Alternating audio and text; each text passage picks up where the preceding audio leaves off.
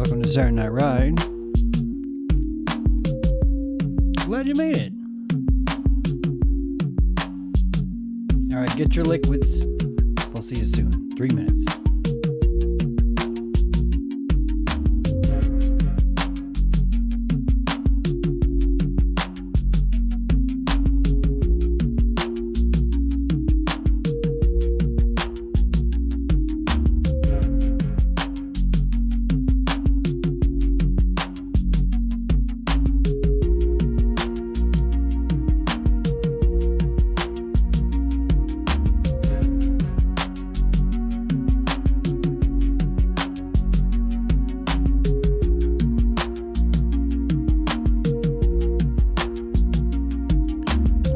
Finally online. Welcome everybody. Sorry for the little mix up there. It's Dojo Earth. Enjoy. I'll see you in 3 minutes.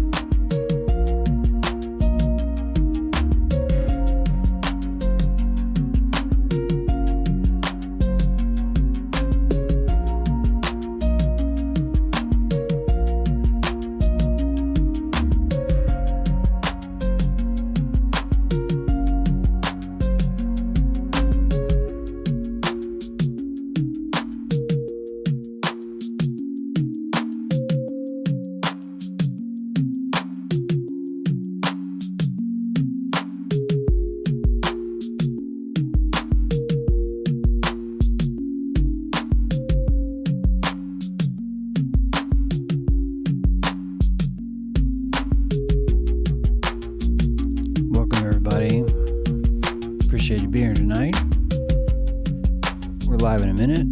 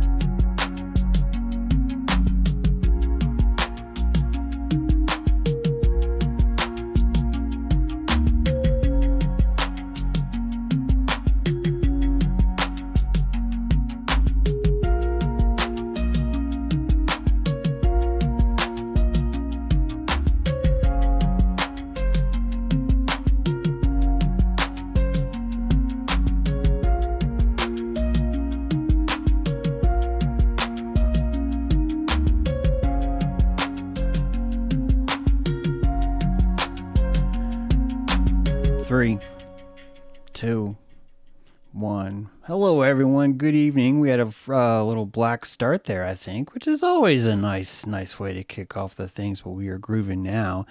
In any moment, I'm going to be turning up the cockpit volume, and I'm warning everyone in the cockpit, please make sure your clothes are on. Or if you're not going to wear clothes, who am I to stop you? But just know that you are about to be live as I am turning this on, and we are welcoming everyone here to Dojo Earth Live Radio on board the airship Saturday Night Ride, and we are here. Hello, cockpit. You are alive. Is anyone there? Can you hear me? Over. We're here. Hey. Oh, we're here. We are here. Yes. Hi, James. Right on. We've got a Saturday Night Flight. We got a nice house. First of all, my co-pilot's back. It has been a while. Missed you. Thank you so much for joining us, Renee. Oh, I'm so happy to be in a place where I feel like I can just put some calories into the airship. I've missed you guys, but it's been so great to just know that this was all going on in the background, and hey, we've missed you too. So much was spinning the turn. Yeah. Oh gosh, thanks guys. Well, hey, we have got a fun ride tonight. I'm just really excited to see how many people are here. There's Lori. Oh my gosh. Got MJ, Deb, Pi, Lori, Brad, and Annie. Yeah, Annie let's say hi to everybody. Who Lori, I heard you say something next. How you doing, Lori? How things? Hey, it's so good to be here. I'm looking forward to this deep dive Pi's going to do tonight. Whoa. Yeah, pressure's on, right? I know. I'm like, I'm super excited because he's kind of mysterious to me. He is. Yeah, he's got the Yeah. he puts the Pythagoras in the Pythagoras, right? That's right. Hey, He Brad, is thanks for very being our mysterious. co-pilot last week. I noticed that you screwed up the seat. Now you've got it all pushed back because your legs are longer than Renee's, and she's gonna take her a Hey, while. man, But I'm gonna stretch out, okay? I Oh, there you go. He's gonna start stretching in. Good job, Brad. yeah, There well, we you go. got some good miles in, Brad, and I think you're Got pretty some much spirit. ready to ready to fly solo next time. So Oh so man, yeah. thanks, Captain. I appreciate that Oh, very much. absolutely. Seriously, absolute pleasure to have you on board here. And we have Deb. Your mic's hot, so I'm going to call on you. Are you there? Can you hear us? I'm here. Right on. It's great to have your voice and your witness in the house. And Mary Jo might be away from Mike right now, but you might hear her come in later. And of course, Annie, are you there? Over. Hi, I'm here. Okay, Mary great. That Jo. was actually Mary Jo. We don't want to confuse Yes. anybody, but that was Mary Jo Collins. And she's here now with a hot mic too. And Annie is here too, who I believe is actually sort of our Ka, because I always picture Saturday Night Ride being in the desert at night in like New Mexico. Me too. And I For feel like sure. she sort of is. I hope that I'm right when I say she's kind of close there. So she's sort of like our Ka. She's like in the mud, the lotus flower that's holding us, but the mud is a desert in this case. So are you there, I Annie? think I saw a crow. Caw, caw. There we go. There we There we go. A go. caucus. Yeah. A caucus. See, a The bunch eye of of crows. the needle. Oh, this is great. I've got Oh, a I love it. I've got a new skunk and a raccoon that it's been raining today, and the skunk and the raccoon are sharing dry cat food right now because That's so sweet.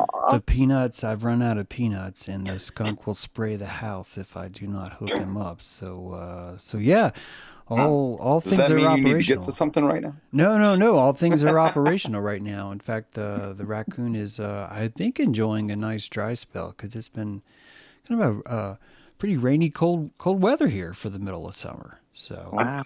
I've got a raccoon enjoying some cat food about 7 feet away from me right now. well, right now I could see my raccoon. So, and speak of the devil, from one raccoon to another, our special guest tonight is Pie's in the house. Welcome, Pie. How you doing?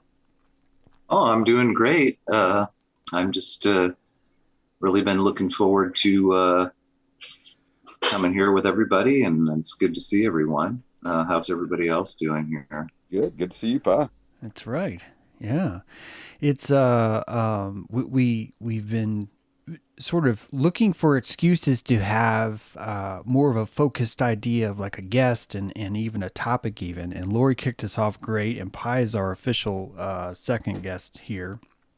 And Pi, do you want to kick us off with a topic or a lead in or a short story or some sort of contract that you need us to sign, or is there a waiver, or In where do you blood, want to go? preferably. Well, let me just, I guess this, I didn't exactly intend it to be necessarily a topic here, but Well, just kick us off, eh? it goes back It's too to late now, Pi. It's what's well, it done. goes back Right. to a comment in the community, tab of the Patreon, and I had some thoughts, kind of starting with an old family motto from the Drury line, "Cabe ut comprehendus," and which means roughly, be careful that you understand. And that's just not something that I understood right away, and so I had to spend some time relating that to other things, and I was just surprised by what I found, and it's a lot of my enthusiasm comes from fertile ground. Like if I get excited about drinking this Ethiopian coffee, and I think about the soil in Ethiopia, and I picture the Great Rift, and I sometimes I like to do a little herbal mixture of some Egyptian marshmallow and mullein and canned things, and it's I like to think of the soil that I grew it in. And so this is kind of the soil of my ancestry when it comes to, the development of the self. And just seems like kind of an unusual family motto. And some of that soil is that this Drury, entertained Queen Elizabeth at Hosted, and was a sheriff of the Tower of London at one time, and assisted in the apprehension of Mary Queen of Scots, and just was around during that time of John Dee. Wow. And so even though I don't have he didn't write anything indicating that he valued anything concerning John Dee, but he was just there in that inner, in the inner chamber, so to speak. And so that fertile soil gives rise to my imagination, and just as the childlike part of me that I embrace when I'm thinking about such things is what leads to our topics tonight. That's right. I think it's a great topic you picked, because there's a lot in there to me that when you talk about be careful that you understand, I would tie it to the same sort of idea of just esotericism, if I may, in general, and the idea that there's a reason to be careful with knowledge. Like, in other words, I'll just say for me in the first end, I almost would think like Prometheus, and knowledge is just meant to be shared. But then, James, on one of your shorts, you were taught that shared the one about, if they whisper or say, there's more over here. If everyone knew, we all understand at a certain level that the hyenas would show up and poop all over. That's right. That's what they do. That's and right. so I think that be careful that you understand is taking care with the knowledge. And I didn't always understand why there should be care taken with it, if that makes sense. Of course. Yeah, I think that's you're grown up as sort of a fresh flower without a husk, and you have this idea that everyone should be welcome, all things should be free, everyone should be transparent, all things should be known, and anyone that's doing anything at all contrary to that is performing a great evil. And then you realize that, well, wait a minute, I'm going to wear clothes. I can't perpetrate a great evil. I need to remove my pants and go out in public, because this is the truth of what I believe. And only some of us take the time, caveat understando. Sorry, I've already forgotten the Latin phrase of this, but to taking the time to understand really what this means.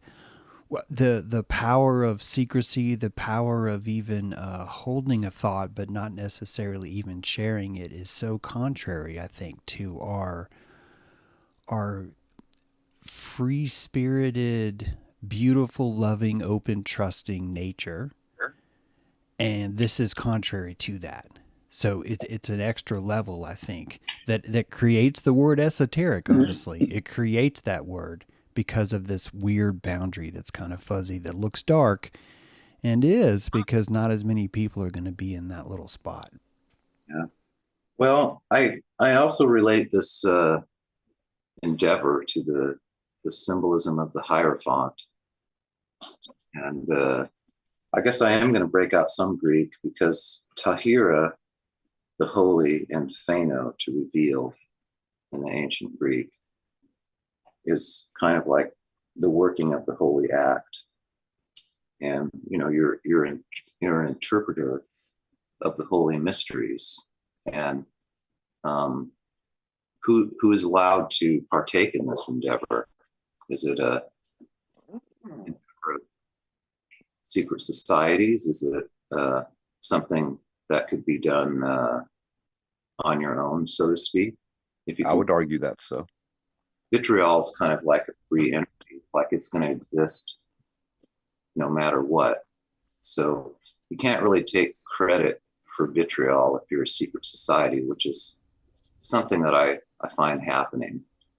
You take it too far, you take the analogy a little bit too far, and it becomes a cult of personality, and you can dispossess someone, which is if you dispossess someone with your knowledge, you're evacuating them, right? You're destroying their ability to be taught by nature. And I feel like nature taught me. And so, I have a little bit of a discourse here.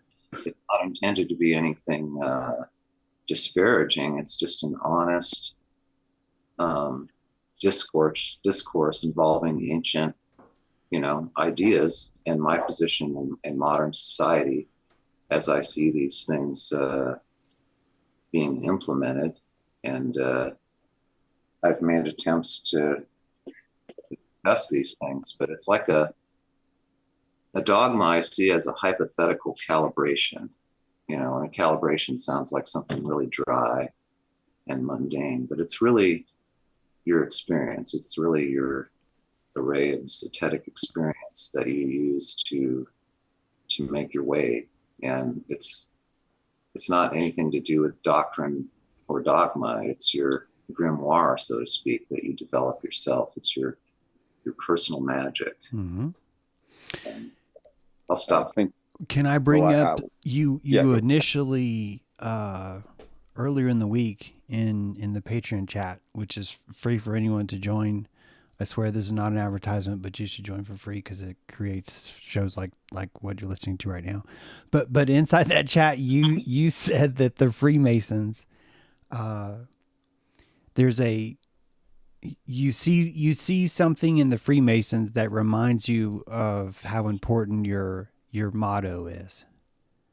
Can you elaborate on that or correct me on that if I've misphrased that? Because I think this is really at the heart. I think this is a very important part of your conversation is what I'll say. Yeah. Well, I did. I compared it to Plato's cave and the divided line and the ideas that you can have truth and knowledge, but not goodness. Mm. And that perhaps the modern Freemasonry resided more in those realms and lacked the goodness. And then it goes on to describe the goodness as being symbolized by the sun as a generative force. And truth is like a tricky word because it's perhaps in translations not meant in the way that we're used to it being meant, like in Truth Society or Searching for Truth. But it was these three basic ideas and relating it to the Greek structure, the Ionic structure, that is the soft, heavy, and then the, the iambic, like meter that you use that with, that is the ABBA, the ABBA that we had discussed can be represented as a triangular form. Yes. So those are some of the ideas that I related it to. And through my personal experience with many Freemasons, that through music, through musicianship, I observed their activities. I didn't ask to be in this position, but I just happened to know many over the years, and I really didn't think that it would be carried on for such a long period of time. And so I've had, roughly 30 years to observe since I've been aware of their activities and their activities towards me personally and in my life. Like it's, I've been. Where did they touch you, Pa? Pardon? I'm teasing. I said, where did they touch you, Pa? Where did they not touch you is what I'm hearing. There you go. Is that why did they not reach you, Because it's like, yeah. But actually I'm stepping on your point there. Go ahead, Pi. Well, they could have reached me, but I somehow reached them first. So I kind of ruined it, right? It's kind of hard to approach somebody when somebody's already aware of you. Yeah. Yeah. Yeah, that's happened to me, honestly. I have a question, Pi. So with understanding like the knowledge, it creates an unkindness. And because you could smell it, you saw the unkindness, so it couldn't touch you. Well, it's kind of a withdrawal of your witness. And, Mm-hmm. In its extreme, you might have a group of Shriners that think that because they have a Kiwanis Club pancake feed, they've like helped society, and then everything else doesn't. Yeah. It's off. It's this thing like, as long as I do something that's a little bit better for society, I'm helping the great work. And I don't see that. I see that if you're an occupier of the landscape, as Freemasons are, your greatest responsibility is to step out of the way when you see somebody that's developing naturally, and to make sure that you don't do something to interfere. In fact, the rope toe should be extended to those people almost exclusively, and it should be actually more of a ritual thought than an act when amongst yourselves. That's the sacrifice that should be made. That would, provide the goodness, but that's not what I found. So, cult of personality is part of it, and I'm not summing up all Freemasonry, but I've had time to look at other parts of the world too. Sure. So I see it. Well, to jump on that, I have some Freemasonry in my family. So just to point to the fact of understanding that I don't think we should miss that Freemasons, especially because anyone who is a Freemason, they're just people. And so my grandfather, right, my maternal grandfather, he was in the Navy. He met my grandmother in there, and when they got married, apparently they liked dancing. They liked having a few cocktails. And after my aunt was born, from what I understand, there was an incident, and whatever it was that scared them, it sent them into the church big time. And so they became deaconess of the church. And after some time, my grandfather was invited to join the Freemasons through, another Mason in the church. And this to me was a little bit funny when it was related to me through my mother about my grandmother. So my grandmother's experience of this, when he first started going to the meetings, he felt special, understandably so, right? He had been chosen, right? Of course. Well, when he would come back from the meetings, she would ask him, "What'd y'all talk about? What'd y'all do? What'd y'all discuss?" And he would say, "I can't tell you." Mm-hmm. Now, I can tell you that from knowing my grandfather, part of that was just he felt like he was in the know. Do you know what I'm saying? He was in the club. Of course. So now let's get to what he actually knew, right? What's funny is my grandmother and the other wives of the Masons, right, in that church, she formed a little club so that when they went to their Mason meetings, they had a little Masoness meeting, if you want to call it that, of their own, where they got together and they made their own rituals. And my grandmother just thought it was a little bit silly. So if, I can understand this maybe from a human perspective, just in my reflection of my grandparents. My grandfather, I'm just telling you, didn't know anything special. I'm not being, weird about that. I'm just saying I know my grandfather. But he did feel like he was in a club.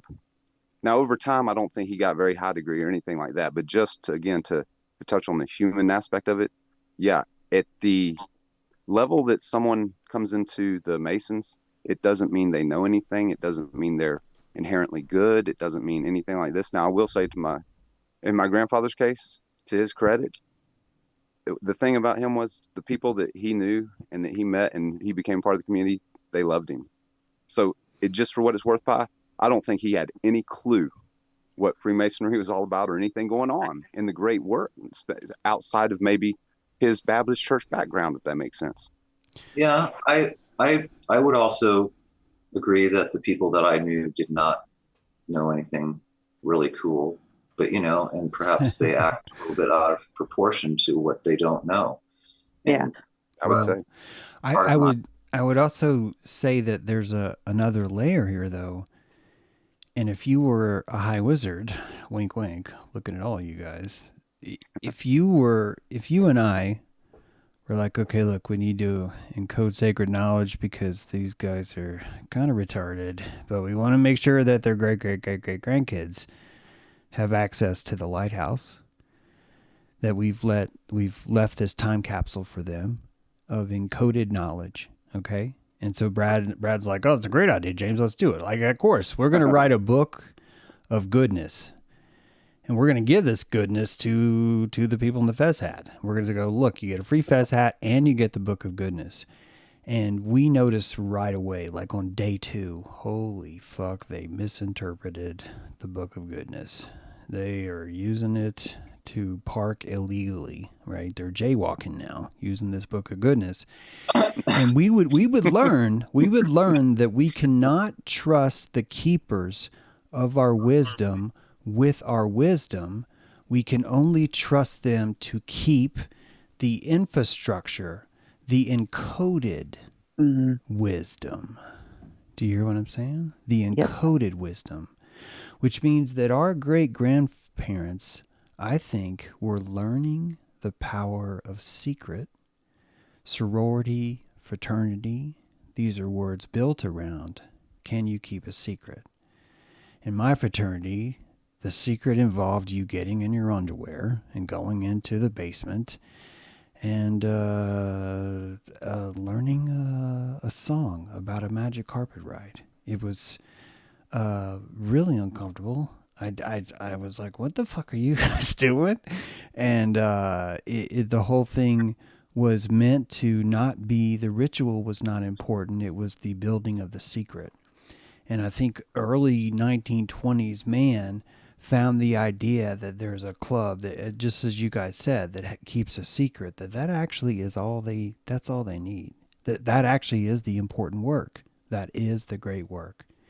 They're not supposed to know. All they need to do is have a conceptual idea of 2 towers, a conceptual idea of a grave in between, and a checkerboard, and that these symbols, when given to the neophyte, the one who goes into themselves, these symbols decode a signal from another place. This is the outer layer. And the outer layer requires a keeper, an outer church. Oh my God, I'm sounding like a frickin' Jew now. But but we require an outer church that purposely does not understand the holy place, nor would ever understand the Holy of Holies. That they would not be allowed to even understand what is even in there, what the concept even is. And that secrecy is enough of a psychic fence that it pulls people in, because the wives start to go, hey, what are they doing? What are they doing, Marge? I think they're having a secret goat ritual. And that all those rumors give it more power, don't they? And that wondering what's going on. And they're like, why does he not have a shoe on? Why is he in a coffin masturbating? And that all these ideas are just building the church itself. So the power here is much different from the actual wisdom. In a way, the goodness is separate from the Freemasonic structure that's simply there to protect it. I wouldn't even say protect it. I would say creates a shell that the goodness would come in and occupy. It's like they don't know what the wisdom is. They just know if you build a parabola or a shell for it, that the wisdom will come. If you build it, they will come. It's like that kind of thing, you know? Do you know what? You know what? I have a secret. I have a secret.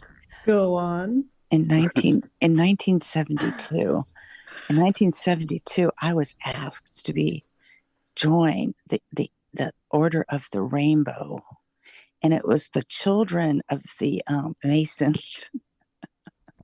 Wow. And I got invited from my friend whose mom was in the Eastern Star. Whoa. And I got. I know those. I went into the Masons temple, and I have to say, I'm going to tell you the secrets of what I remember from that, because I felt so special. Like, first of all, I had to get certain types of dresses, and back in the 74 and stuff, to get like a long kind of gown type of thing as a girl, and get to go kind of dressed up to go to this secret event. was like this mystique that, I mean, I've been a kind of a seeker my whole life. So to get to go to this, and I was immediately initiated in this initiation with all these other girls. And I remember vividly the fear of holding the secret. And I don't remember everything about it. Maybe more will come back when Pi reveals more of this story, but it had to do with getting this little square of baby kit, like lambskin. That Whoa. Hey, let's take a little break here. This is great stuff, guys. Thank you so much for being here. And we're going to take a 1-minute breather. You're listening to Saturday Night Rally. Appreciate you being here tonight.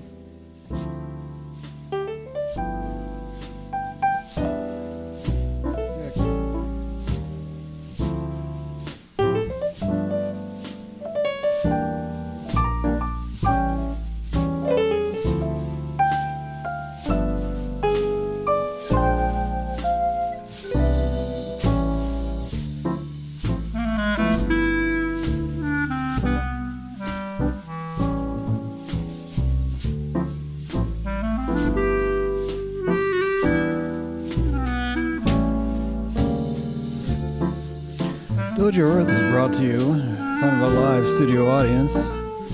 You're one of those listening right now. So thank you. Hit subscribe, please. Welcome back. We are back in the cockpit. We're Grabbing on our seats. The lambskin. Can we go back into that? Sorry, I wanted to make sure we get the break in there, Lori.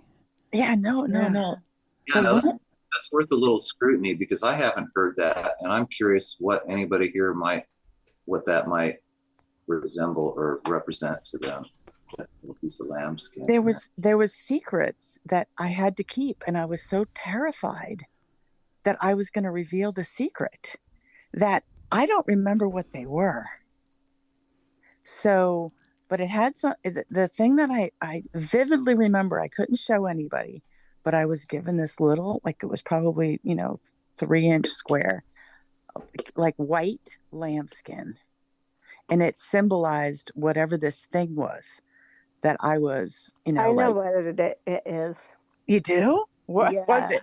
It's a miniature representation of the big apron that the Masons wear when they're in their lodge meetings.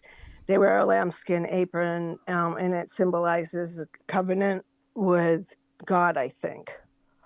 Lamb, yeah. Yeah. Yeah. Okay. So the Rainbow Girls, we just have one little, just a little piece of it because we're just mini Masonics. You're girls. Pixel. Right? Girl. It's a pixel of the whole thing. Right. That would make sense because, in ancient times, a covenant would be the disposition of an oracle in a temple, meaning that in this temple resides an oracle. And so it would go back to that, perhaps. Well, wouldn't it also be the purity. sacrifice of the lamb? You know what I mean? The sacrifice of the pure lamb, and then that's a representation of the white skin and something for you to hold in charge for your rainbow, connection to the Masons. So it makes a lot of sense to me. It seems like a solid idea to. That phrase, I will set my bow in the clouds, that's really important part of it. Somewhere in the Bible that that phrase happens. Yeah, you aim at the clouds. So that makes sense. You'd have some type of vector to a higher site or a higher spirit site. And maybe the clouds rain and fertilize, maybe. I don't know. Maybe. I have an experience that I've shared involving secrecy that probably formed my understanding of it.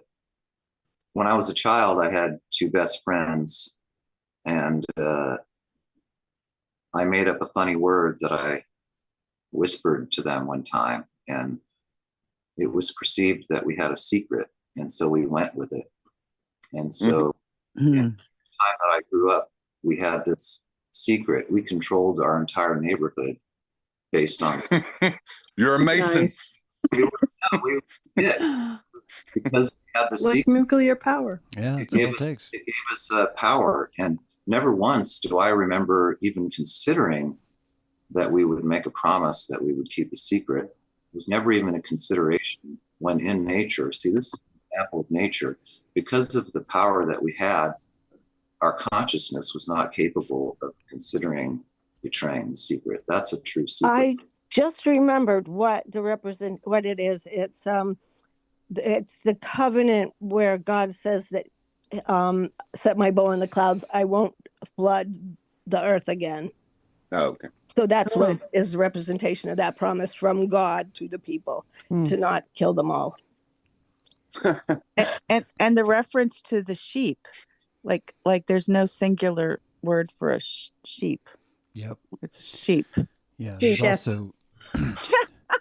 There's also no commandment to directly lie. It's amazing how many times people want to fight me on that, but it's really not a commandment that says thou shalt not lie. It would have been a lot easier just to put that in there, honestly, than to say, look, you should not covet your wife and you bear false witness against your neighbor. And it's like, okay, that's not. There really is no thou shalt not lie. No, there's not a commandment that says Oh thou my shalt not gosh, lie. it's a Mandela effect for me. I would have thought that was in there. Yeah. This trips No, people out. thou shalt not commit false witness, I believe is what it is. Yeah. Lying in a specific regard, but this is a very specific form of More on your neighbor. Don't lie about your neighbor. The commandment's very specific to, right, you will not lie about someone else. It's very clear. Oh. Think about how hard it was to carve stone.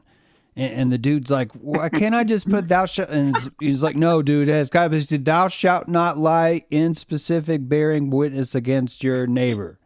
Gotta put those loopholes in. Why is that there? Why They wanted some nuance. They wanted some nuance. And I think that the secrecy is part of it.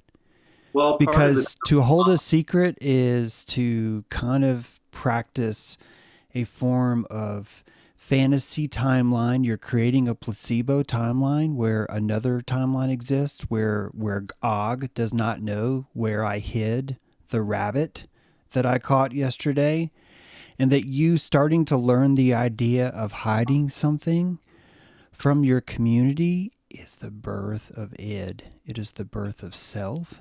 It is the birth of I. And this can only take place inside of a Masonic tribe that is not enlightened by. In other words, the caveman can't have the self, but they have to be the protector of the church that builds the self, so that the self is learning to lie, learning to do these quote, quote, horrible things to the community, when in fact it's building the next layer, the next necessity to placebo itself, to fantasy, to art, to all creativity, to all, even the idea that there's something called currency and things have value, and that this lambskin has value is a lie. It's a social lie that we've all created that gives it this sort of charge to it, right? So all these structures are an important part of building secrecy, building even deceit, because those two things are absolutely required to have a self. So I would like to maybe, to me, mystery and secrecy are two different flavors of maybe a similar thing. Mm-hmm. And I prefer to think that you can have mystery without secrecy being more a conscious act of man. And occupying the position of the mystagogue, I overhear plenty of conversations of Freemasons complaining about nobody wants to take the responsibility or things to that effect. Which is interesting, if I may, because that suggests that that's somewhere in their goal, right? Yeah, well, but the functional opening of your soul in which you comprehend the cosmos is not something to complain about. And if that's what I'm saying is that if on that level you understand, the only way you understand at that level is by taking responsibility and understanding that that's a component of what we're talking about. Yeah, it's kind of a demonstration of a failure to appreciate what you're doing, though, yet occupying the landscape so nobody else can occupy that position, and just, not having the awareness to even behave in such a way where you could interact with, say, somebody that wasn't within your secret society, and limiting yourself to this interpretation of a certain mystagogue that you listen to that gives your divine information that you trust in, your communication with the divine, so to speak. But But that's as we were talking about from the top, when you were talking about the idea that your interaction was almost as if it's a disservice if they try and interfere with your path, and that maybe the Masons you were dealing with took a little bit of hubris and didn't understand that they were crossing that threshold and kind of interfering in your space in a way that, not understanding that kind of what you're talking about. well, like you were, okay. yeah, I did without an awareness, just as part of my natural development, I unknowingly occupied the position of nemesis while thinking that they were occupying that position. So that was kind of my mistake. It took me a long time to realize that, I was occupying the position of nemesis to them to burn their hubris, and then they were the one, piling the Right. kindling for me, which, you can't. There's not really anything I can do about it. It's kind of a destined relationship. It's like, if you're going to pile hubris and you have an awareness of or not as a nemesis, you're going to burn that. As a dragon, you will burn that down every time, and it just doesn't make for a good interaction between secret societies and individuals. Well, I don't think they're perfect. Go ahead. Pa, do you think that it's like they didn't really understand that they were in a secret society and that they were just wanting to be part of this clique, and just because their friends were in it? It's through a cult of personality where they just listen to. I think there's two different conceptions of Masonry, and there's the first through the 32nd degree, which is based on personality development and moral and ethical, in just enriching and expanding the personhood. But you don't get any esoteric stuff until you get to the 33rd degree. And the only person I know that ever did that was my grandfather. I don't think it wasn't anywhere around in my dad's lodges. Nobody was going there. I would agree with you, Deb, that there is a strong division line between the highest degree and the rest. Yeah. I actually disagree on that. I from what I understand, which is very limited, I'm happy to be an ignoramus on this, but the 33rd typically means you're leaving your lodge and you're now ambassadoring with other 33rds. And so it's a lot more diplomacy. Probably. And so the esoteric knowledge, I think you're trusted more, but I don't necessarily think that see, from my standpoint, when I look at even the first, second, and third degrees, I look at the ritual of Hiram Abiff and I see it's dripping in esoteric wisdom. It's completely saturated in it. And you're getting this from day one. But what I was thinking from hanging around with my dad and his friends is that they were doing more of the socializing and the drinking part, and putting on the suppers and raising money and doing good works, and the higher order stuff wasn't evident, put it that way. Yeah, well, I can speak to that. James, you're absolutely correct. It's exactly that type of organization. My father was a Knight of the Holy Sepulchre, not technically a Shriner, but every once in a while he'd say, well, I got to go hang out with the Shriners. and even did the little clown thing. And my bandmate was at odds with his dad, who was a shrine, and all he did was do Kiwanis Club pancake feeds. And I never saw him do a good act in his entire life that wasn't involving his personal family outside of that. So it's very limited. Even a 33rd degree is not displaying any esoteric knowledge or wisdom in my Zeditic experience. It's much more a social businessman organization. So anything beyond that is obviously it's there, but it's hidden to me, you know. But for this particular thing, I would have to agree with how James characterized it, because that was what I witnessed. I agree with that. I didn't speak very well, but yeah, you're absolutely right. Well, it's more of like this is the structure, which is kind of why I go back to the beauty of, see, I think what happened is that there is ancient knowledge. It does go back to, as far as the Masons go, it does go back to Egypt. Yeah. And it's the crook and the flail is really the two towers. I'm not trying to say this is all of it, guys, but I'm just saying that when you apply what Freemasonry is really telling you, it's emerald tablets, sort of placebo magic, where you're focusing on symbols. And here's the amazing thing. Focusing on the symbols works.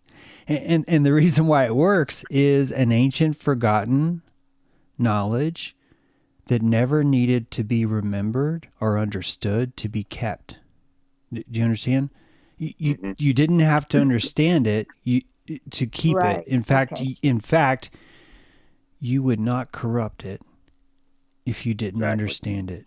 Right, Brad? Because if you're like, oh, I understand, you're gonna fuck it up. You know what? You're gonna feminize it. You're gonna do what they do in the universities, right? Where you're Probably gonna, why I don't understand it. well, yeah, you're gonna go back and you're gonna want to change the scripture because you understand it, because you want to make sure that you modernize it and make it culturally sensitive. Because there's no way Sarah would cover herself in the field if she's looking at Jacob and Jacob is stroking his holy stone. We got to change that. And so they do. So, and this is why Brad and I, being the Freemasons a long time ago, before they were Freemasons, were like, dudes, we can't tell them what the fucking secrets are. They're going to fuck it up. We have to tell them the what sort of stick, what shape, what archetypal shape can they not fuck up? No matter how retarded, no matter how much they inbreed, no matter how many times they put their genitals on a stick and set them on fire and create a new religion, how can we keep this information safe? This is the goal of any modern compression algorithm, isn't it? How can I save this JPEG and no one will destroy it? This is the heart, I think, of the esoteric wisdom. And I think that the reasons why the Egyptians had it is strictly tectonic geography. Because the Nile never moves, because the plates underneath that river never move, you simply make it harder to erase culture that's already solved those symbols. We are solving those symbols now. We are developing the Nike logo of victory. See, you guys, I don't mean to point the finger at you guys. I'm talking about like you guys, the proverbial you guys. You guys think that Nike is a symbol that was developed from the ancient Greek, but actually the Nike gets embodied into the ancient Greek realm of forms because the corporate logo created this belief inside that shape of victory. So because of where we are in time, we always look at it from this one-way causality informative stance. What I think the Egyptians preserved is the symbol itself resonates from the past and the future and the future and the past, and it has a certain shape, and that shape can be discovered. It can be found by watching retards not fuck it up.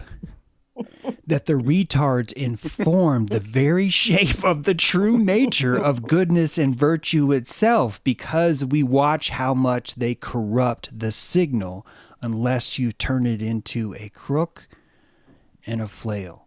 What is a crook and a flail? It's simply a question mark and an exclamation point, isn't it? That on the left you have I wonder, and on the right you have I wand. I do, right? I ask, I do. I question, I know.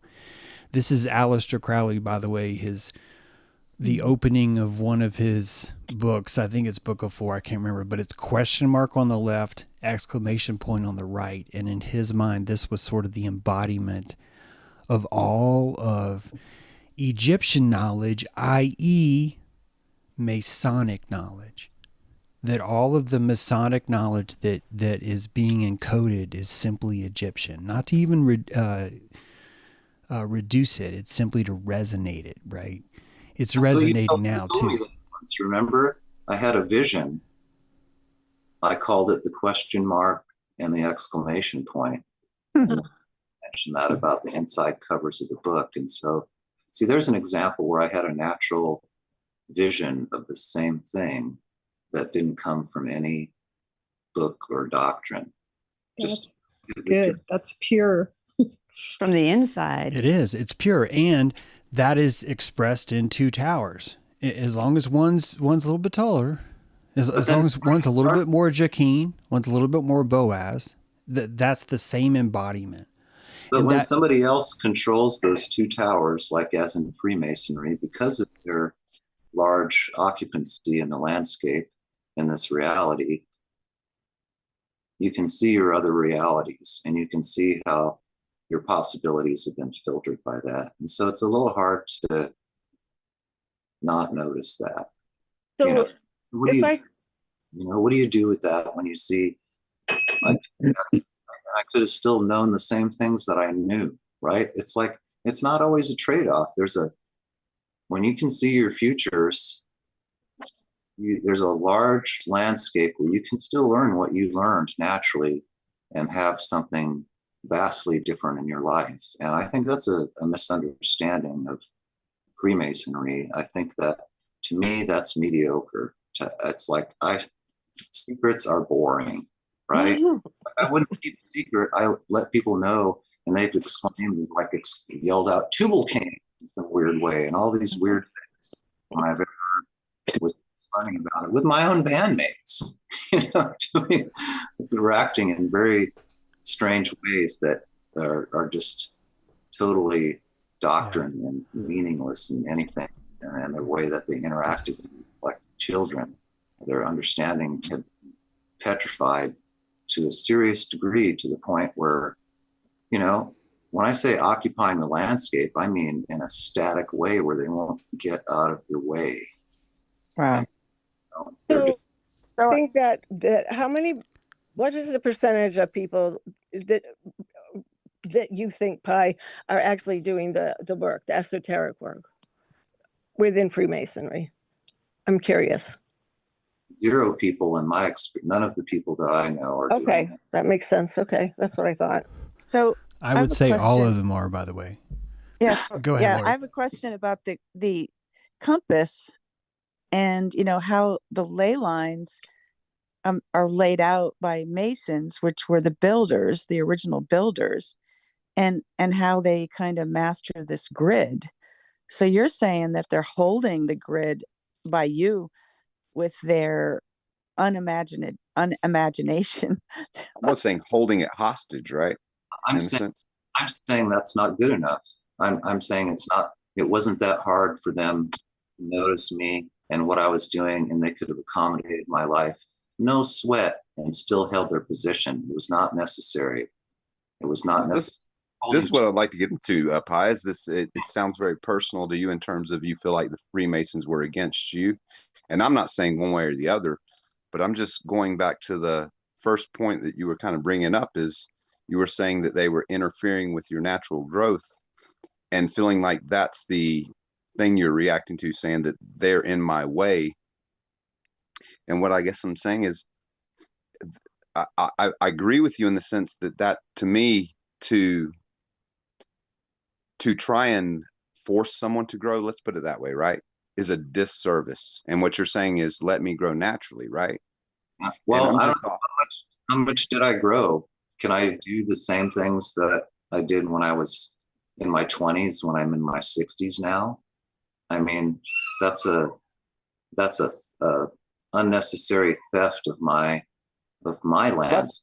That's what I'm agreeing with you, in the sense that I was saying I didn't realize, like, at first, in my impression, like you're saying, why shouldn't all knowledge be free? Why wouldn't I be Prometheus, right? And then understanding the hyena principle, if you will, and understanding that there is even a reason in the first place not to do what you're saying maybe the Freemasons did to you, which was interfere in a way that maybe they shouldn't have, right?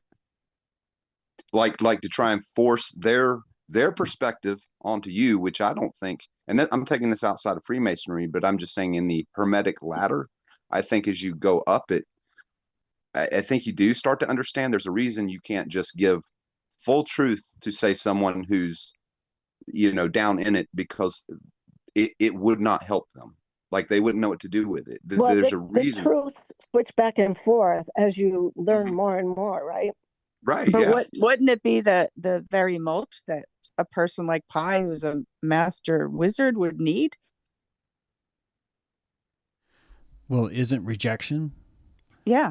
Yeah. Yeah. See, in my mind, that's actually that's the Hermetic growth. Yeah. Yeah. I had plenty of rejection that didn't involve Freemasonry.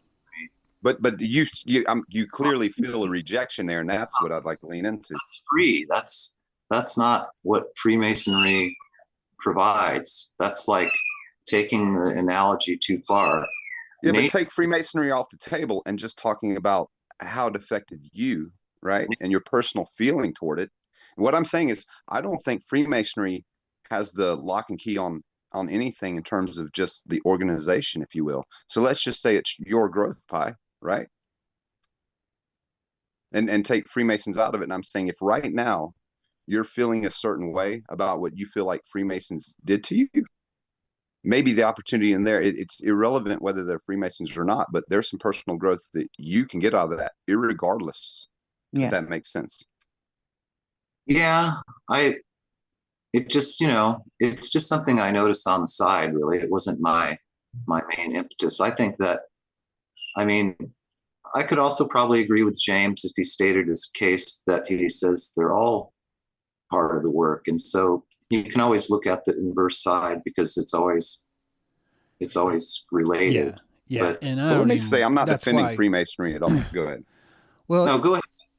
Go ahead, and James, and just mention what you mean by that, so we don't muddy the waters here. Yeah, and I almost wanted to just kind of pull out that thought, because I do think it just does muddy the waters, because I'm actually talking about an esoterica, because in my mind, all the Hermetic magic actually happens on the outside of this structure. And even when someone is going to the rituals, socially, they're not actually learning anything. But even having these words resonate in their mind are creating an architecture in the world that others see. And it's the fact that others see this that I think has maybe even more of the esoteric knowledge in there. So every time that a child grows up in an unempathic house, the world is outputting a really empathic Barry into the world, right? And so this is why I almost want to just pull out my thought entirely, because I'm arguing that it is the exact ignorance, the exact staunchness, the exact disassociation into ritual and badges and parking spaces and those little emblems that you stick on the back of their car, that disassociation is actually them practicing it, but they're practicing it on a very, very different bandwidth or octave. Yeah. Well, than and also where we Worldly are. level. just for comparison, even though this is through the words of a white man speaking about black elk, in that Neihard book, he talks about the red road. And I hear references in like AA to the red road, which, by today's standards should be considered a misappropriation, like a cultural misappropriation. Yeah. And see, that's the north-south axis of the medicine wheel. And so to me, modern Freemasonry, it does have the architecture that's implied. It's the north-south axis of the medicine wheel without the other. Yeah. If you could feed an AI nothing but Masonic text, only that and nothing else, I think you'd end up with all of the instrumentation that a human would need to train without understanding that they're training on the trivium, the quadrivium, the self, all the ways that even the pit and the ladder is such a profound.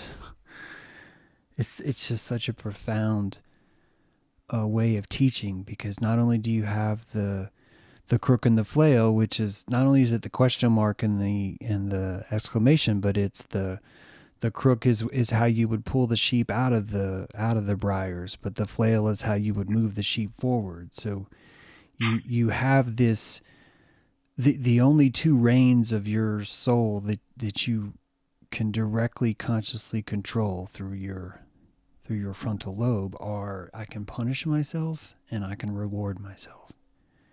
Well, one of the other ways that I've observed, just, locally from my own zetetic experience, is that there's an interesting, it kind of involves a lot of our topics that we've talked about with the demons and schizophrenia. And then there's, drug-induced voices that people can have, and the way that insane asylum type places are always on these sacred lands, just as they are here, where we have this Region 5.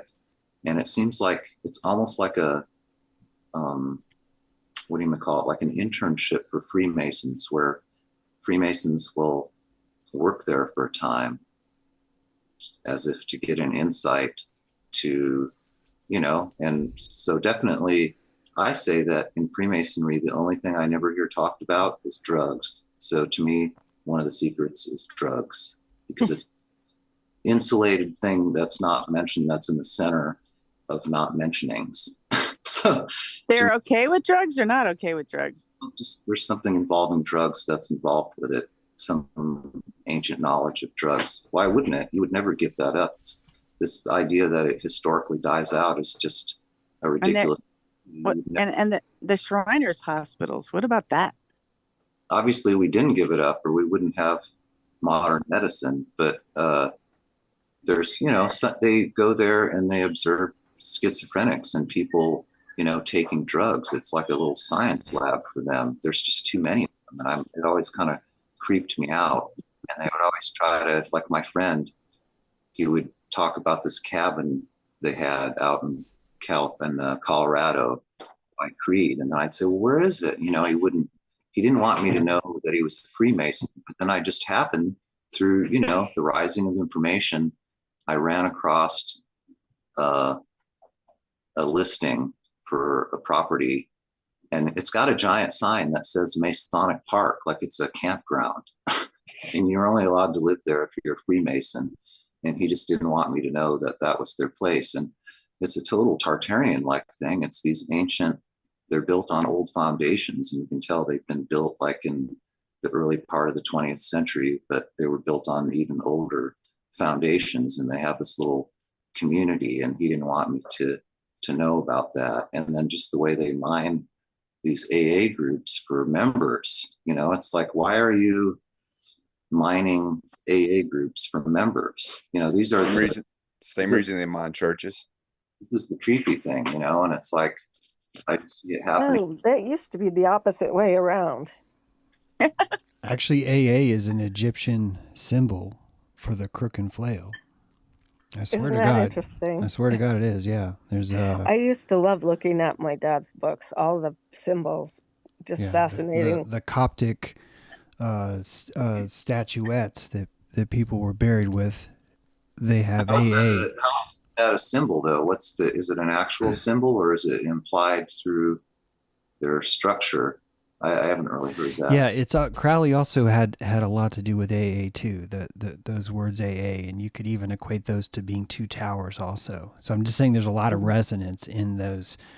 Those two letters are used in a lot of different magical ceremonies. That would explain why the connection. I just, I wondered why. I guess maybe it's not creepy.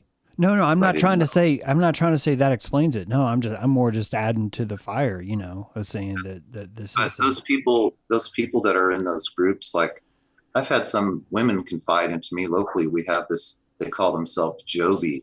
It's like the Daughters of Job. It's like, I think it's the equivalent of Lori's group, that could lead to a star. Rainbow Girls? Daughters of Job. And they wear that's a different group. Robes with these golden like ropes that they tie around their waist, and most of the girls grow out of it.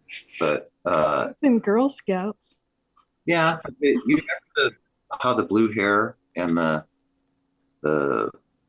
purple hair and everything. Well, since I was in the co-op and since I knew all these Freemasons and then the more secretive Eastern Star, which let me just tell you that the Eastern Star are way better at keeping secrets, right? I should tell you something. There's right.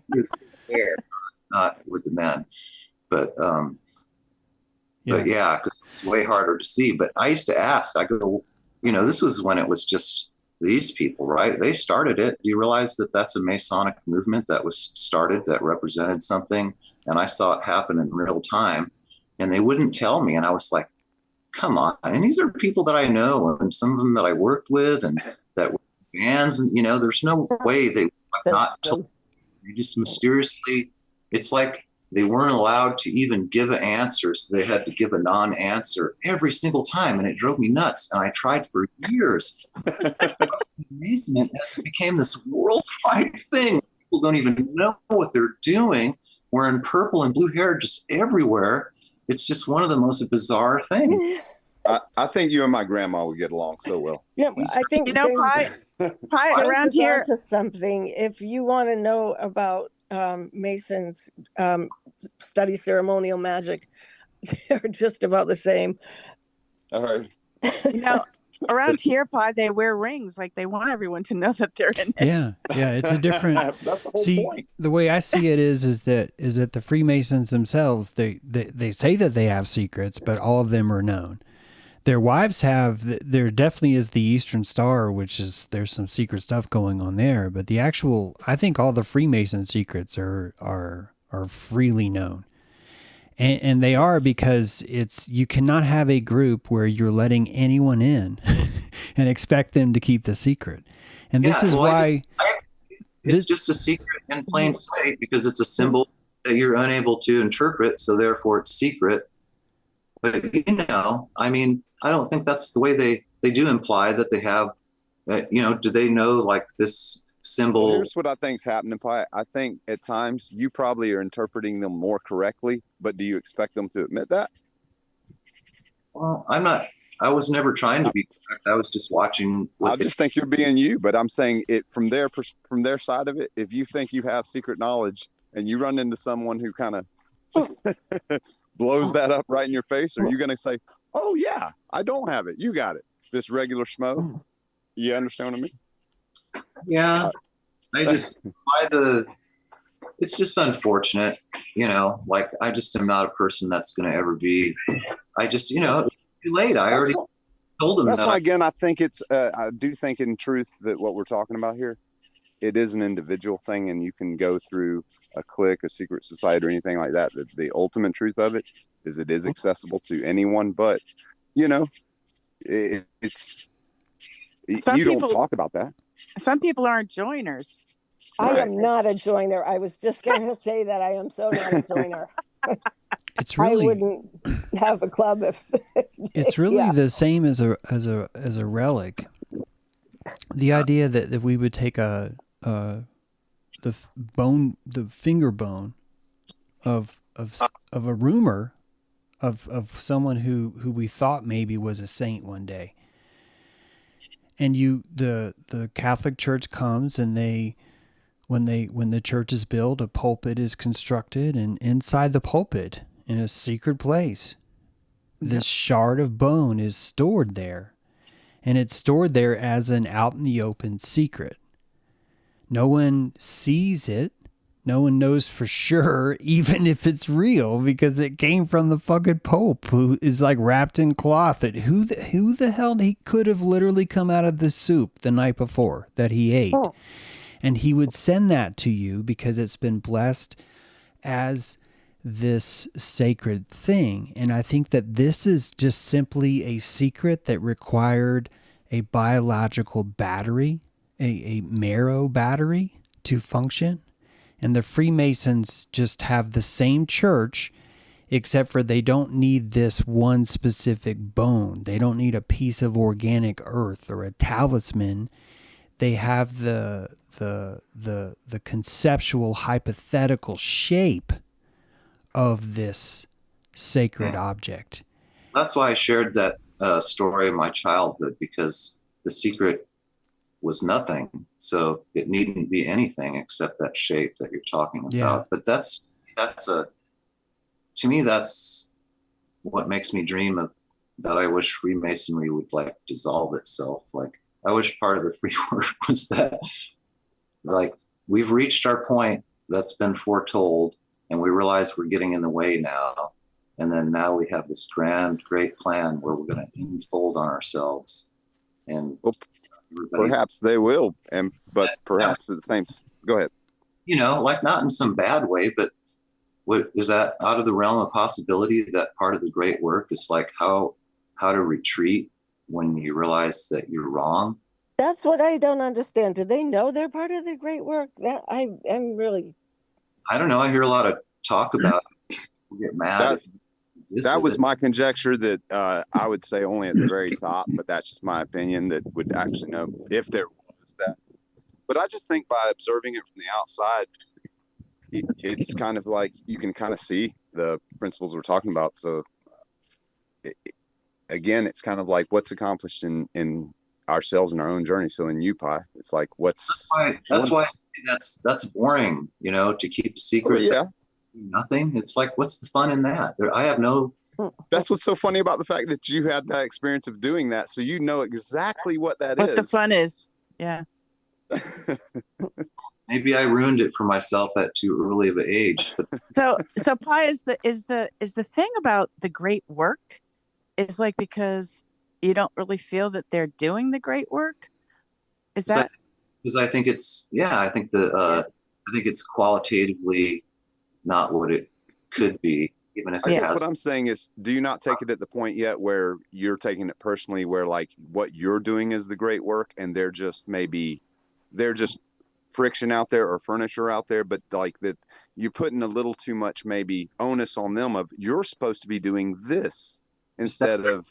After 30 years of it continuing, I'm just like, well, I guess it's never going to end then. So is that part of the great work, to like grind a little off everybody's experience for no reason? That just doesn't seem necessary. It's just I require something more concise, like a good editor, somebody who's invested, someone who, it's like they're just inviting too many people in, obviously, just because it's more of a. But they're not inviting you in, right? Well, yeah, I think you could have joined, couldn't you? I uninvited myself, but I didn't mean to. But I just happen to have these revelations about things I felt strongly that just included. Obviously they think, anybody from the Jesuits, thought I had some lineage. They were going to smuggle me away if I got in trouble with the IRA one time. There's weird stuff about that's unanswered, and my dad's dead now, and I was adopted, and I only have so much information, but definitely in Freemasonry, they think something about your lineage. And whatever, I have so many multiple converging lineages, but apparently I'm a dud because they check you out. So, you know. But I still think you're looking for validation from like Freemasonry in a sense. And I'll just say that's kind of counter to the whole point. The point is to find the worth within yourself and what's broken in you now, Pi. Yeah, you know, that's there's this other thing too, you know, where like they've decided you're some type of a dud, and so you're a. But you're how like, does that reflect on you, for you? You know, because that all that is you saying you need that validation from them to say you're worthy of that. yeah, well, I didn't even realize it though. That's just something I realized later on. So I'm not. It didn't Well, really. But I want to start with sense. the story that you started with about your connection with the Druid ancestor. Like D-R-U-R, Drury. Drury. So this level of the esoteric knowledge of John Dee and going back to this location of like the thing about when you are ignored by something that's like it's the test because you're the wizard. And like that's what I find is funny. It's like you really are the wizard, and that's why you got rejected because there's no way he could have butted. Like, it would have ruined it. It would have ruined it if they would have accepted him. He could not have finished. You know what I mean? Right. Yeah. This is the crucial part of why the outside of this organization is doing more of the great work than the inside of it is. Do you see? Yeah. And that's the real key. Just as we talked about in that ABBA structure, it makes sense that the outside shape would also have a function. Yeah, and the inside shape would have no fucking clue what the hell's going on. Look, like you would want that because that's their payment for holding the architecture up. Yeah, and when you're doing this great work, like through sound, through how you do the wizardry that you do, it just makes total sense that would have been the thing that happened to you. Yeah. Well, there's also another element which is just true, which is that there's a schizophrenia that every shaman suffers from. Yeah. Looking at you, Pi, which is that if there's an esoteric society out there that is not recognizing you or refuses to see you, this is a form of psychic attack. And that psychic attack would lead you to feel associated because they have some plasma that fucking A belongs to you. And so when Brad is poking at you, I think that's what he's poking out, is he's seeing that there's an association of plasma that goes back to them, which is part of the shamanic journey. And that's the plucking of this fruit, you know, the separating of you from the vine. You're now that sacred grape, and the fact that you died in that process is the fermentation that occurs that creates the wine of Pi now. That's most the way I viewed it until recently. It's only because I just had some visions of different lifelines that made me question it. And I'm like, well, why? Like, I could have like had this, and this, and still been 90% G. You know what I mean? And but you wouldn't have been you. Yeah, but I mean 90%. I mean, I don't know. I've played those games too. I don't know. Just everyone plays that game. And it's just is hard to take sometimes. And then you just wonder, like, you know, and I don't think it needed to continue personally towards me all this time, right? You know, it's like now that this one person's died, he made sure that he passed on a legacy of his cult of personality so that it continues on with all the rest of the people that are alive now. And so I still have to like be in this position. And I'm just like, you know, it's just in the background now. I just stay away from those people, you know, and only because of that Music Hall of Fame thing where, you know, they had a chance to like diss me. But, you know, for the most part, they don't even have an opportunity to, because there's nothing I'm doing that they can get in the way of anymore. But that's kind of sad, right? That's because I have less opportunities, right? They're just like, oh, all the things that if they knew the things I'd care about, they'd try to take those away. It's just that they don't know. They're not capable of understanding the things that mean something to me. And so I just let them think that they've continued to take the things that mean something to me, even though those things long ago stopped having any meaning, as a form of protection, so they can go spin their wheels. But they're still there doing it, and they're ready to spinning their wheels, ready to chew up anything else that they run across. And, you know, even to the point where the one guy's, you know, Jewish daughter said they were going to do magic against me, which I'm like, what? And now people are like actually saying they're going to do magic against me. Oh my word. And freak my name in a jar. And, you know, so then I have to look that stuff up and just like, what are you talking? Do you think that's Maybe part of Freemasonry or That something? is not. It is not. There's something else going on. It's like There's Definitely. definitely a psychic attack. You know, Our well, stuff. speaking to psychic attack, what if I was to tell you that feeling this kind of rejection is a form of creating your own psychic secrecy?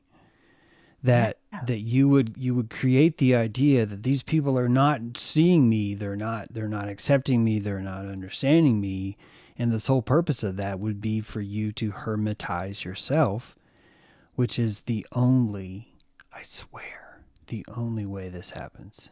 It's the only way that you find yourself is you're going to have to hermitize yourself. You're going to have to feel alone to find yourself. There's no other way around it. And this is the great work, which is why this is the great work. Which is why I think that any structural society, any church, any cult, any clan, any crew, any band, any wife, any husband, any family, any parent, any Patreon account that is constantly causing rebuke is practicing their great work, isn't it? Yeah, I know. If you look in history, any misuse of sacred authority has resulted in a hermit where you have to go. Hey, I'm not justifying it by it. I'm more pointing at the beauty of how you cannot fuck this up. Even the Freemasons can't fuck this up. The greater natural great work, right? And that these are the posers of the great work, but having the posers of the great work is showing everybody, hey man, 7 miles until Disney. 6 miles until Disney. And so at least everyone knows, oh, what the fuck is Disney? You know, people know that something's there now. But even that, I'm giving them too much credit because quite frankly, they're just playing a note. They're playing a D sharp. That's really all they're doing. And anyone else playing the D sharp is playing it too. So none of them are actually changing the meaning of D sharp. They're just simply showing it to other people in the world.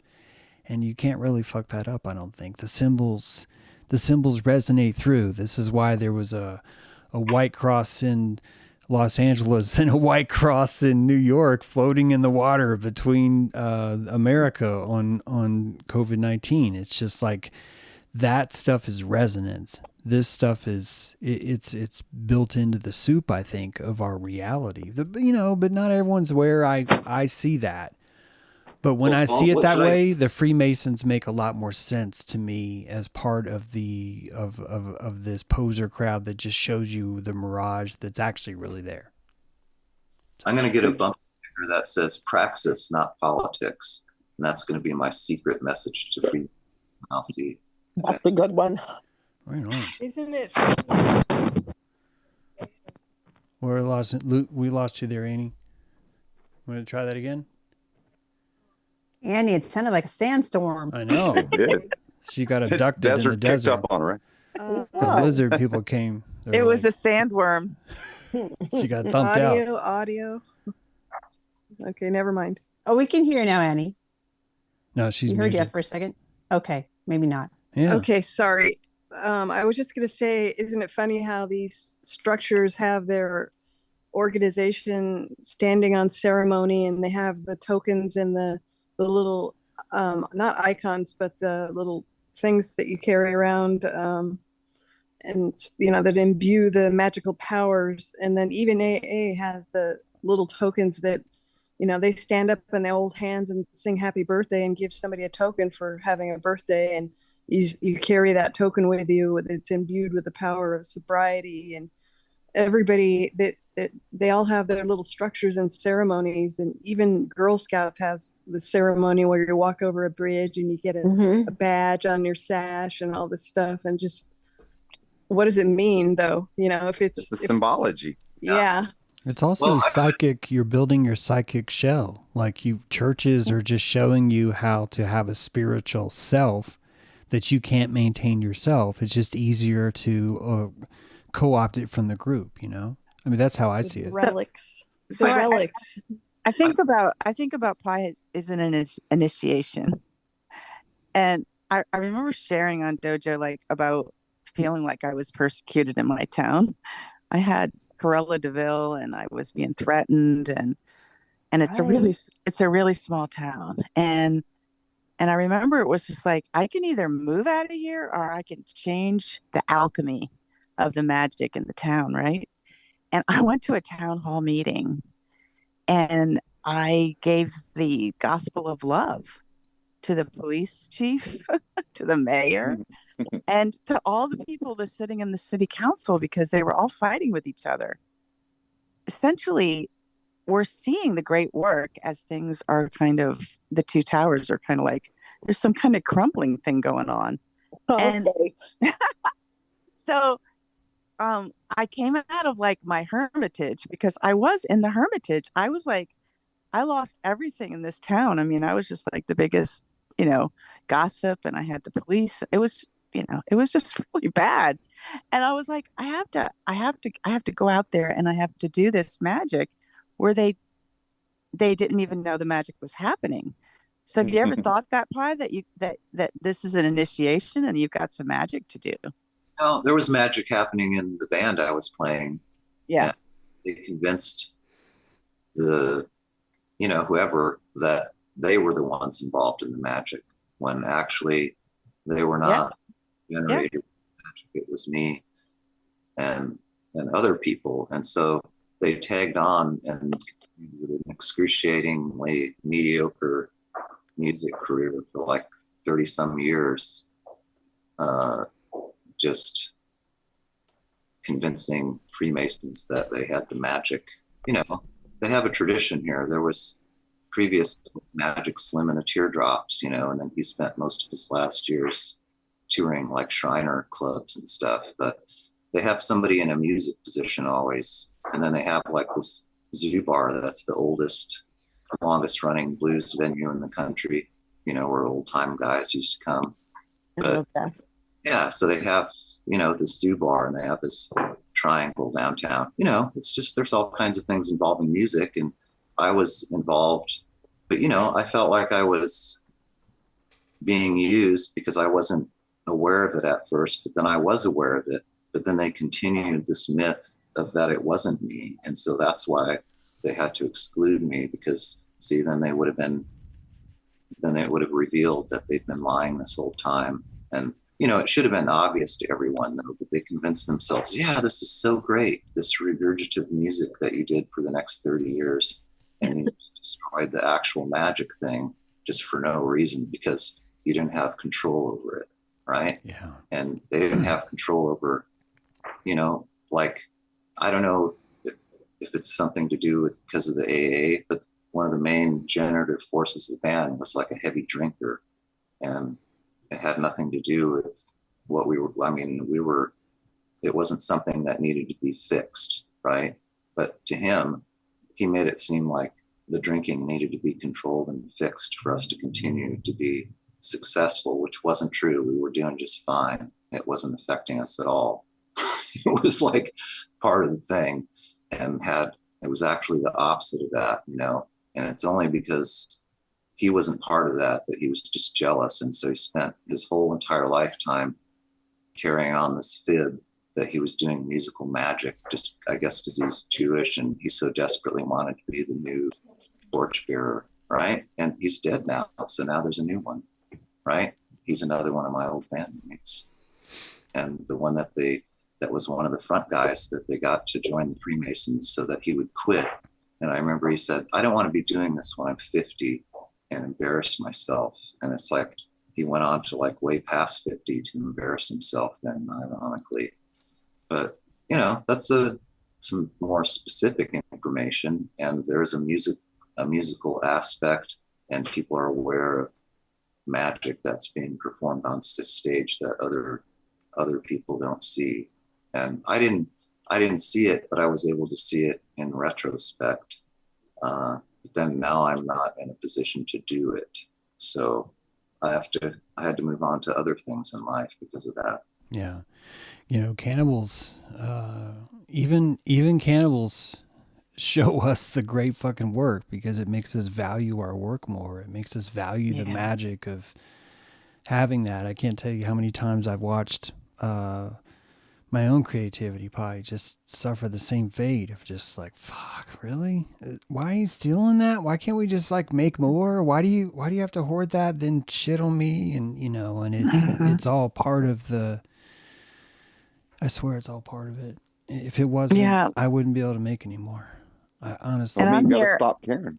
And I'm here in an artist town, like, you know, doing this great work, and I'm criticized and thrown under the bus and all kinds of things.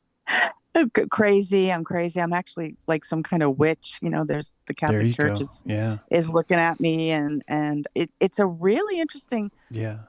But you do it anyway. Society's looking towards all of us right now to be those witches, those conduits, to be the Hollywood that burns, meaning the sacrificial, look, man, I need to call you fucking crazy.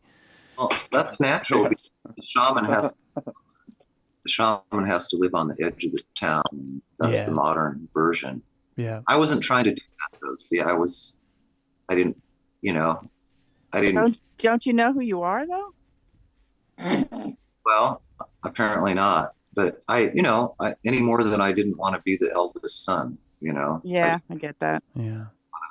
I shied away from those things. But then again, you know, I still have no regrets, and I still have enthusiasm for lots of things. But I just, you know, there's some big questions here that aren't just, trying to reproach Freemasonry, but an ongoing part of me figuring out who I am, whether it be You sound like you have a lot to express, and I'm just wondering why not just express that, you know? I'm kind of on the outside. Maybe. Yeah, but you're outside of what? I mean, we're all in our phones here, right? You know what I'm saying? Why are you not just expressing it for yourself, you know? Because you sound like you have something to express, you know?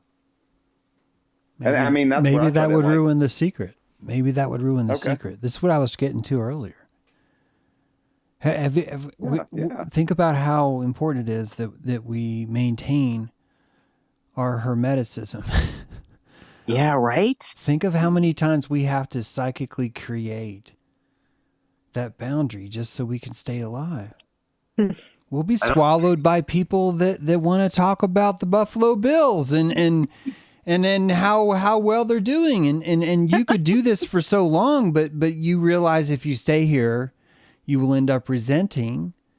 And you will, if you're a good person, and all of us are, you will say, I don't want to be a resenter. So then you have to schizophrenically drop the hermetical thoughts because they can't survive here anymore. But if you instead created this field state of, I feel rejection, these people aren't accepting me, that you are constructing the very cocoon that you need to be yourself. So it becomes very natural to have these, I'm going to call them chemtrails, but I mean this in a good way, to have these chemtrails built, set up for the very sanctity of our hermeticism, which can only be done through the eyes of a hermit, which can only be done in, no one likes me, people reject me, no one understands me, I get persecuted for things I don't do, or all these things. I am one of these who uses all these tools and techniques. So I'm not trying to say this is I think this is what we have to do until until we feel entitled enough to that plasma, right? And then we can calm ourselves in certain ways, and we're able to maybe change form to another magical form that you know is a little bit more orca. I don't know. I'm doing the best I can. Yeah. You know, I have the same chemtrails pouring I through wanted me. to say, Pi, I didn't mean to like be curt or anything, but I see you as like a kick-ass wizard. Yeah, me too. Like, Yeah, and I didn't mean like, do you not know who you are? I just meant like, I see you as this kick-ass wizard, and I'm like, oh, that's why you've been rejected. I don't think they have anything that you need that you Yeah. don't have already. exactly. Well, I mean, that's true, but still they're around, and I just Yeah. It hurts. It's not that they're around, it's that you have some of your plasma that is still stuck to them, and you can call it back. Yeah. And you can Yeah. say, unhinge from the hook and return to me, plasma. I'm ready for you now. And quite frankly, you asked for them to babysit it for you because you're like, I don't want to fucking be walking around with this much power through town. People are going to fucking mug me. True. They're going to be like, oh, you got a lot of power. Well, I'm going to fucking start fucking with you more. I'm going to push you more on your property line, or I'm going to push you more at work, or I'm going to push you more in church, or whatever it is. I'm going to, you know, but if we can hide our power, if we can stick it to some other people for a while and say, hey, can you hold on to this? And what a better place than fucking Freemasons. Those dudes, they will keep that power. They will. They'll be like, yeah, man, we'll put it under our fez hat. We will hold it here for you. Worst thing will happen is we'll ride in a go-kart. We'll have a go-kart accident July 4th, you know?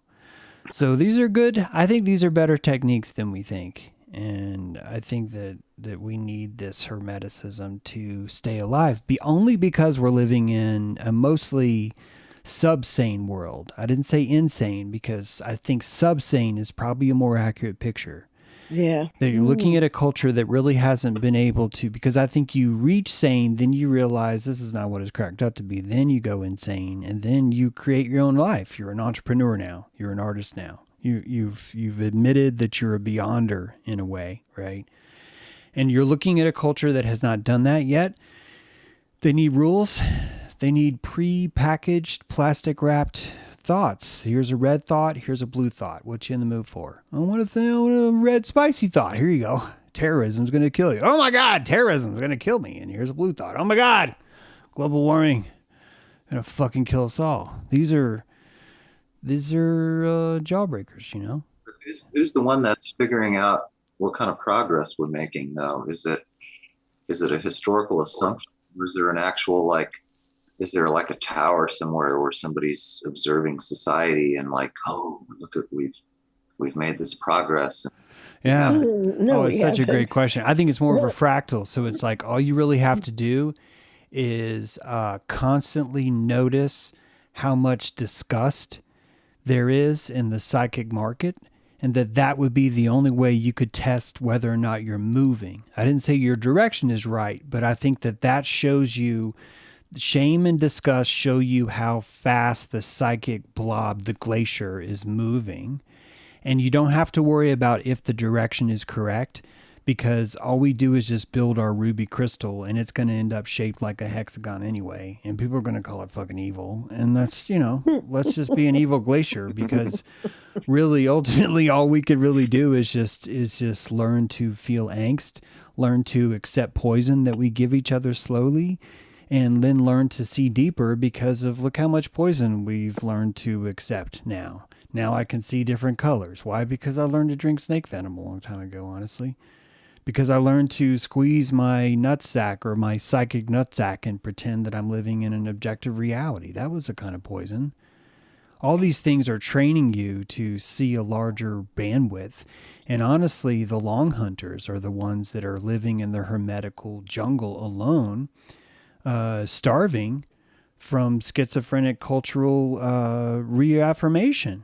And that the moment that you got it, Pi, you would fucking put up some chemtrails to say, fuck, they found my secret hermit hut.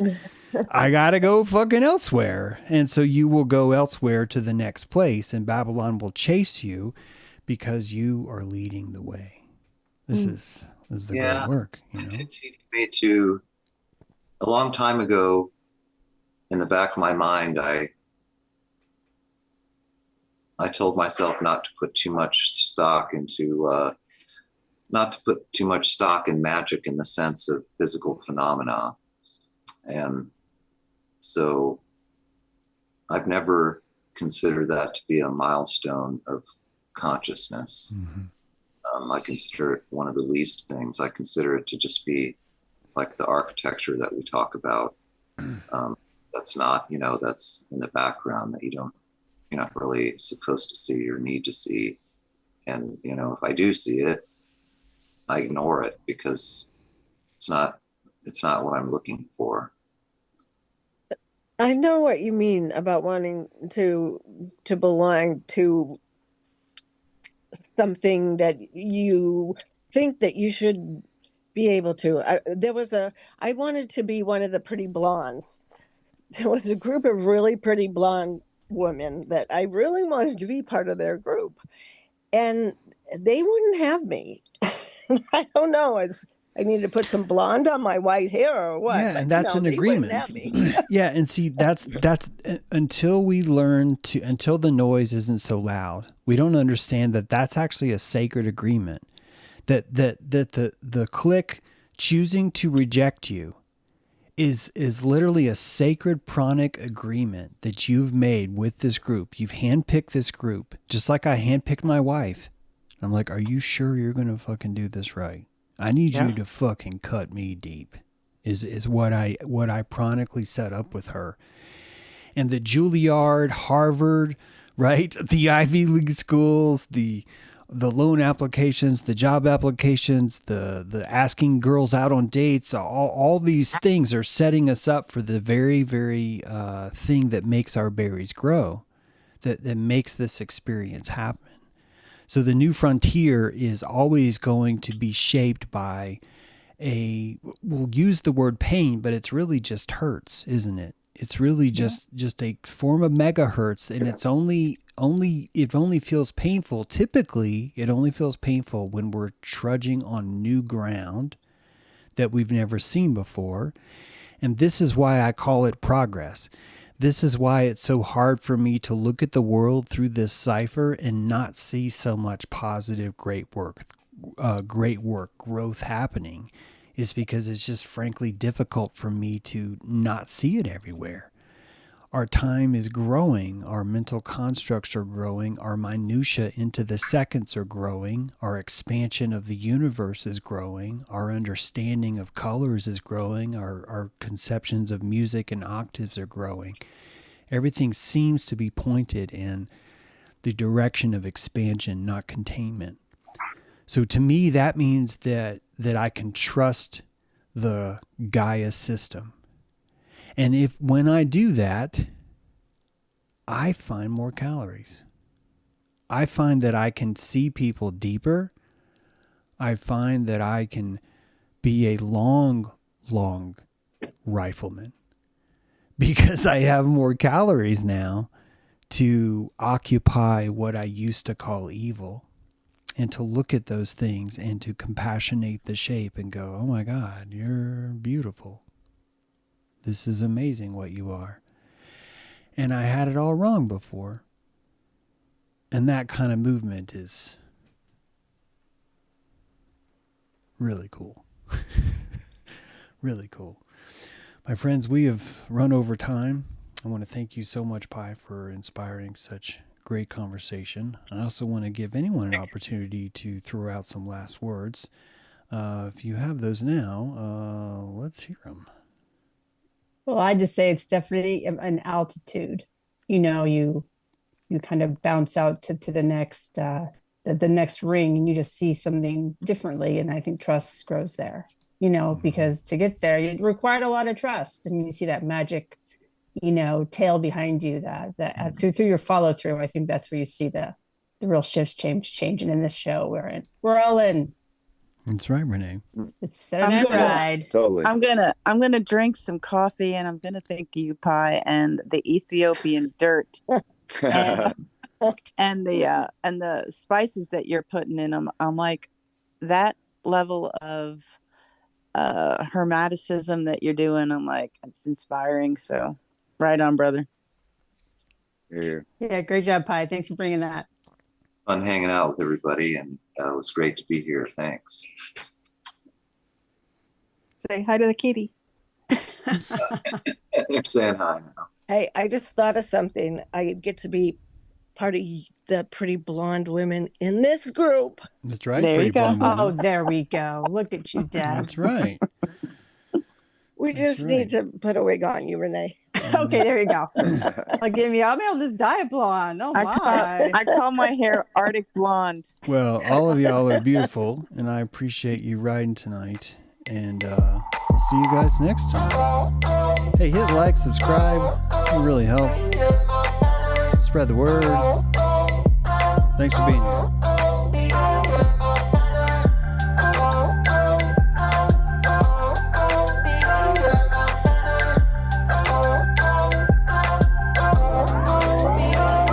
In a city full of sounds, I know my way around. We are of the same kind, endangered species.